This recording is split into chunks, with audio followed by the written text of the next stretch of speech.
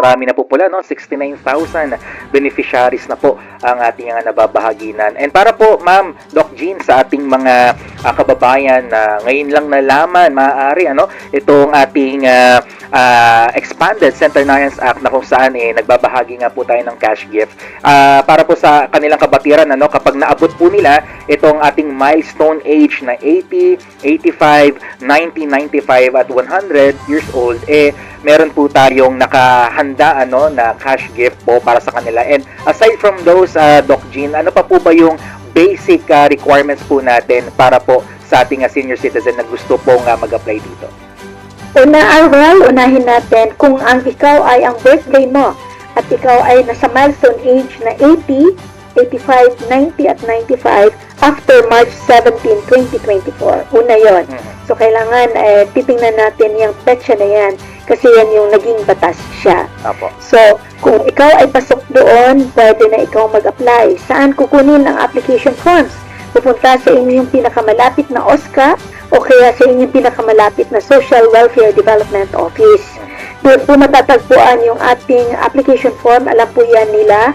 And then, fill upan po yan at merong hinihingi na primary ID. Yung primary ID, kung meron ikaw na birth certificate, kung wala naman yon, okay pa din yung PhilSys naman na ID, yung National Government ID. Kung wala naman din yung dalawang yan, magpakita naman ng dalawa sa mga secondary IDs na tinatawag nating government-issued IDs. Kung nasaan yung inyong picture, andun yung address, andun yung inyong signature, at andun yung birth date ninyo. So, mahalaga po yun. Ngayon, dalawa dito sa secondary na magkasabay. Ibig sabihin, kung may OSCA ID ka, sabayan mo ng GSIS ID. Okay, kung may OSCA ID ka, sabayan mo ng SSS. O kaya ng PhilHealth, sabayan mo siya ng iba pang government-issued ID kagaya ng pasaporte. So, kung meron na ikaw noon, kasama doon yun sa application form. At yan ay i-validate ng ating mga regional offices. May mga tao tayo sa ibaba sa mga regional offices. At pag ito naman ay siguradong okay na, kasama kayo doon sa listahan. So, doon sa listahan ng payroll natin o kaya ng ating payout plan, kailangan din i-endorso yan. Pipirmahan din yan yung isang listahan na mahabang yan, pipirmahan ng mayor. Kasi kasama natin ang LGU dito sa ating programa.